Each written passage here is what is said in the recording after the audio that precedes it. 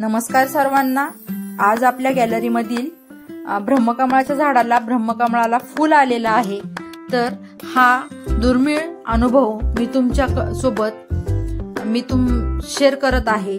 तर बघा, आपल्या हिंदू परंपरेनुसार या फुलाला ब्रह्मदेवाचं फूल असं म्हणतात।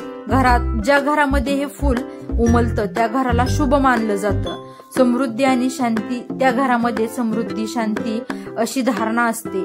या फुलावर देवी देवतांचे आशीर्वाद असल्याचं मानलं जातं। ब्रह्मकमळाचं फूल हे घरातल्या चांगल्या वातावरणाचं, श्रद्धेचं आणि संयमाचं प्रतीक मानलं जातं। हे फूल शांतता, नितळपणा आणि पावित्र्य दर्शवतं। तर मी या फुलासाठी करत आहे, फुलाची पूजा करत आहे।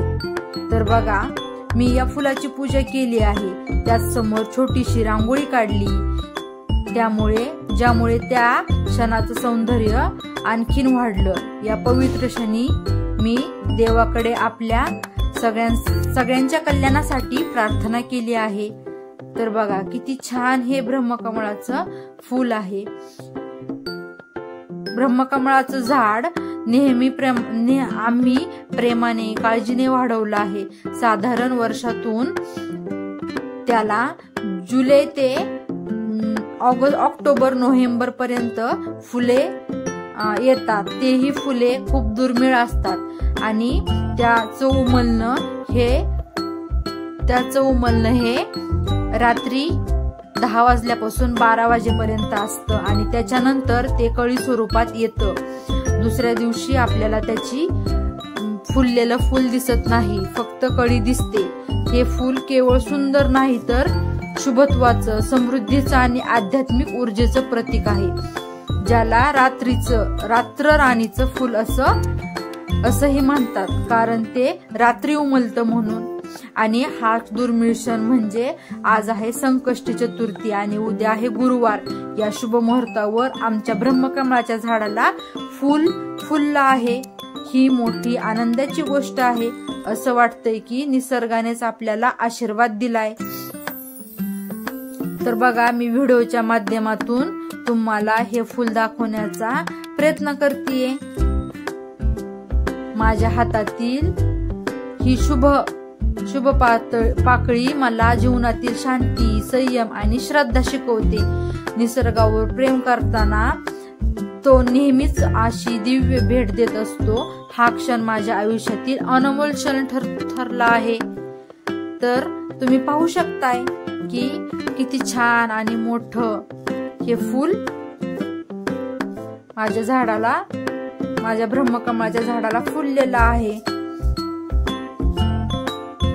हा सुंदर क्षण मी व्हिडिओच्या माध्यमातून तुमच्या समोर ठेवत आहे। तर तो सर्वांना हा अनुभव दाखवताना मला खूप आनंद होत आहे। निसर्गावर, देवावर आणि आपल्या झाडांवर प्रेम ठेवा, त्यामुळे आपणही निसर्गाच्या या अनमोल भेटीचा अनुभव घेऊ शकतो। तर बघा, मी या ब्रह्मकमळाच्या फुलाची पूजाही केलेली आहे। धूप, दीप, अगरबत्ती आणि हळदी कुंकू या सर्व गोष्टी आपल्या हिंदू धर्मानुसार आपण देवदेवता पूजा अर्चा समानतो, त्याप्रमाणेच मी इथे सर्व गोष्टी केलेल्या आहेत आणि आरती ओवाळून घेतली या फुलासाठी। तर तुम्ही पाहू शकताय हा क्षण किती छान आणि सर्वांना एक वेगळं आणि व्हिडिओच्या माध्यमातून पाहायला मिळतंय। तर बघा, याला अजूनही छोट्या छोट्या कळ्या लागलेल्या आहेत आणि तर बघा, मला खूप कंटाळा आलेला होता, तरी सुद्धा मी माझ्या या ब्रह्मकमळाच्या झाडाला फुल आलेलं आहे आणि त्याला बघूनच माझा कंटाळा पूर्णपणे दूर झालाय।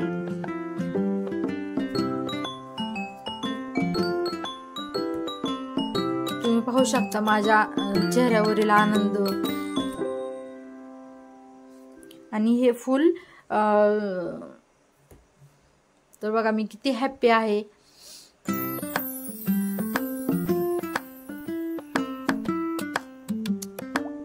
तर या झाडाची मी थोडीशी तुम्हाला माहिती देते। तर हे झाड आपल्याला आपण एखादं पान, या झाडाचे एखादं पान आपण लावायचं, त्यानंतर 2 ते 3 वर्षानंतर त्या झाडाला रोज पाणी घालत राहायचं। 2 ते 3 वर्षानंतर 3 वर्षाच्या पुढेच या झाडाला फुल यायला सुरुवात होते। तर बघा, या झाडाला फुल ज्यावेळेस फुलतं त्यावेळेस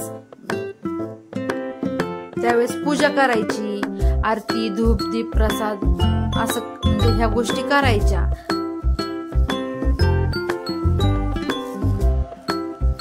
तर तुम्हाला मी माझ्या झाडाबद्दलचा एक अनुभव सांगते।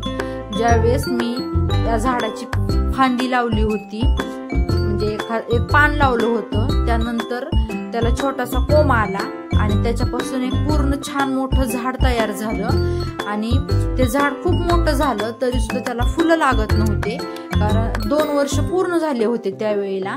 मग आमच्या घरचे सगळेजण म्हणायचे की ह्याला फुल नाही येणार, ह्याला उगं पाणी घालत बसती, असं होतंय तसं होतंय, सगळेजणच असं म्हणायचे। परंतु मी काही म्हणजे झाड फेकलं नाही, त्याला रोज पाणी घालत राहिले आणि असंच पावसाळ्याच्या दिवसामध्ये पाऊस चालू होता आणि मला त्या मी सारखं बघत राहायचे की कधी फुल येते कधी फुल येते, परंतु काय ते फुल यायचं काय मला नावच घेत नव्हतं।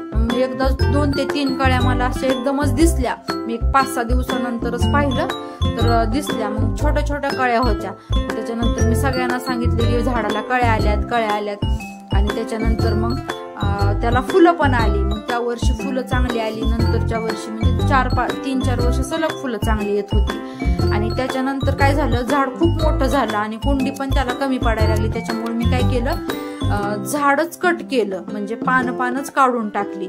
मग जे असं हेल्दी पान असतं तेच पान मी म्हणजे सगळेच काढून टाकले, म्हणजे झाड पूर्ण असं एकदम बारीक केलं। आणि त्याच्या दुसऱ्या वर्षी मी वाट बघायची की आता फुल येईल, मग फुल येईल, पण फुल काही यायचं नावच घेत नव्हतं, कारण त्याला एकदम कवळी पानं होती।